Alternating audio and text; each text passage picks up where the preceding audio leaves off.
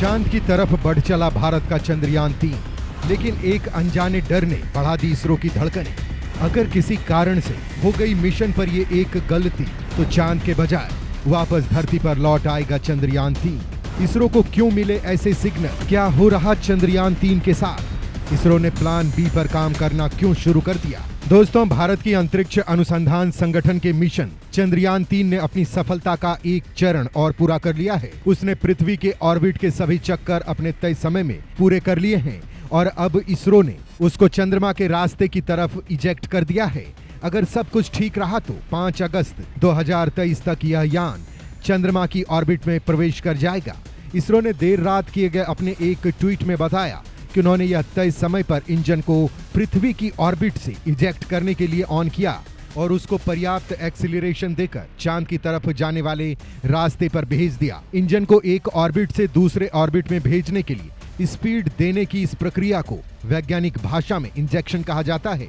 इस प्रोसेस को इसरो की टेलीमेट्री, ट्रैकिंग और कमांड नेटवर्क इकाई अंजाम देती है। इसरो ने अपने ट्वीट में कहा कि हमारा अगला स्टॉप चंद्रमा है और इसके लिए पूरी इसरो टीम मुस्तैद है। लेकिन दोस्तों, क्योंकि इस बार का ये मिशन बहुत अहम है और इसे किसी भी हाल में चंद्रमा के डार्क साइड पर लैंड होना है। लेकिन दोस्तों, जैसा कि हमने आपको पिछले वीडियो में बताया कि इसरो इस मिशन की एक छोटी चीज को गहराई से देख रहा है और समझ रहा है। एक छोटी सी चूक भी इस मिशन को बर्बाद कर सकती है। और बात सिर्फ मिशन की नहीं है, बात है इसरो के भरोसेमंद लॉन्चिंग की, क्योंकि इसरो का सक्सेस रेशियो बहुत हाई है और बड़े बड़े देश भारत को लॉन्चिंग के लिए कॉन्ट्रैक्ट दे रहे हैं। हाल ही में भारत चंद्रयान-4 की भी तैयारी कर चुका है और इसके लिए जापान भी भारत के इस मिशन में शामिल होने जा रहा है, जो तकनीक में भारत से काफी आगे था। वहीं नासा ने अपने आर्टेमिस मिशन में इसरो को भी शामिल किया है।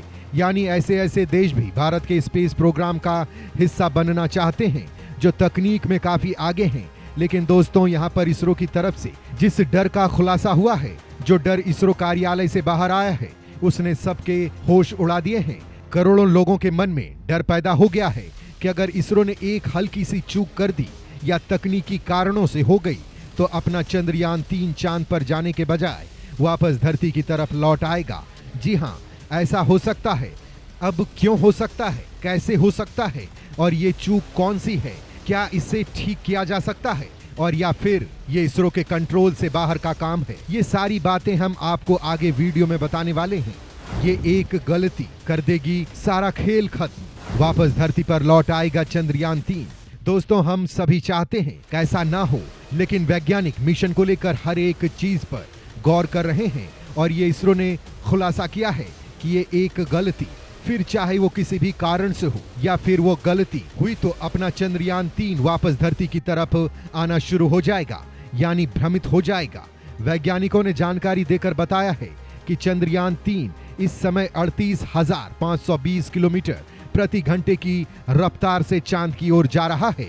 इसरो के वैज्ञानिक अब हर दिन इसकी गति थोड़ी धीमा करेंगे, क्योंकि जिस समय यह चांद के नजदीक पहुंचेगा, यानी उसकी सतह से करीब 11,000 किलोमीटर दूर, वहां पर पृथ्वी का गुरुत्वाकर्षण 0 होगा, चांद का भी करीब 0 होगा। इसे L1 पॉइंट कहते हैं। चंद्रमा की ग्रेविटी पृथ्वी की ग्रेविटी से 6 गुना कम है, इसलिए चंद्रयान-3 की गति भी कम करनी पड़ेगी, नहीं तो वह चंद्रमा के ऑर्बिट को पकड़ नहीं पाएगा।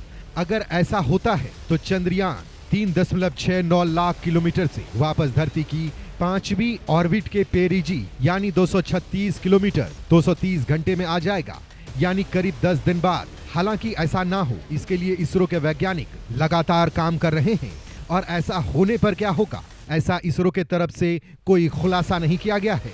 हो सकता है इसके लिए इसरो प्लान बी पर भी काम कर रहा हो, हालांकि इस बारे में कोई जानकारी नहीं है। आपको बता दें कि 5 अगस्त से लेकर 23 अगस्त तक चंद्रयान-3 की गति को लगातार कम किया जाएगा। चंद्रमा की ग्रेविटी के हिसाब से फिलहाल चंद्रयान-3 की गति बहुत ज्यादा है। इसे कम करके 1 किलोमीटर प्रति सेकंड पर लाना होगा, यानी 3600 किलोमीटर प्रति घंटे की रफ्तार। इस गति पर ही चंद्रयान-3 चंद्रमा के ऑर्बिट को पकड़ेगा, फिर धीरे धीरे उसके दक्षिणी ध्रुव पर लैंड कराया जाएगा। अभी तक चंद्रयान-3 के इंटीग्रेटेड मॉड्यूल का मुंह चांद की ओर था। जल्द ही इसे घुमाया जाएगा ताकि डी ऑर्बिटिंग या डी बूस्टिंग करते समय चंद्रयान 3 को दिक्कत ना हो। डी ऑर्बिटिंग यानी जिस दिशा में चंद्रयान 3 चक्कर लगा रहा था उसके विपरीत दिशा में घूमना। डी बूस्टिंग यानी गति को कम करना। इसी तरह चंद्रयान 3 की गति कम करके दक्षिणी ध्रुव के पास इसके लैंडर को उतारा जाएगा। डर में लगे हैं ऐसे यंत्र जो खुद कराएंगे लैंडिंग। माना जा रहा है कि 10.3 किलोमीटर प्रति सेकंड की गति को बढ़ाकर करीब 11 किलोमीटर प्रति सेकंड किया जाएगा, यानी करीब 40,000 किलोमीटर प्रति घंटा। औसत देखें तो 1.2 लाख किलोमीटर जाने में से करीब 51 घंटे लगेंगे। पृथ्वी और चंद्रमा के बीच औसत दूरी 3.84 लाख किलोमीटर है, लेकिन यह 3.6 लाख किलोमीटर से 4 लाख किलोमीटर के बीच बदलती रहती है, क्योंकि चंद्रमा से पृथ्वी की दूरी घटती बढ़ती रहती है। चंद्रयान 3 के लैंडर में laser and RF based altimeters, laser Doppler velocity meter लगे हैं। ये इसके इंजन को यानी आगे बढ़ाने या फिर डी एक्सीलरेट मतलब गति धीमा करने में मदद करेंगे। ऑन बोर्ड कंप्यूटर यह तय करेगा कि कौन सा इंजन किस समय कितनी देर के लिए ऑन किया जाएगा, यान किस दिशा में जाएगा। लैंडिंग की जगह चंद्रयान 2 के ऑर्बिट ने फिक्स कर दी है। लैंडिंग के समय धीरे धीरे थ्रॉटल कम करेंगे। 1 या 2 किलोमीटर की ऊंचाई पर आने के बाद करीब 15 किलोमीटर प्रति सेकंड की गति से नीचे उतरेगा। लैंडर के पैर 3 किलोमीटर प्रति सेकंड को बर्दाश्त कर लेंगे। इंजन से निकलने वाले धूल से बचने के लिए ऐसा किया जाएगा।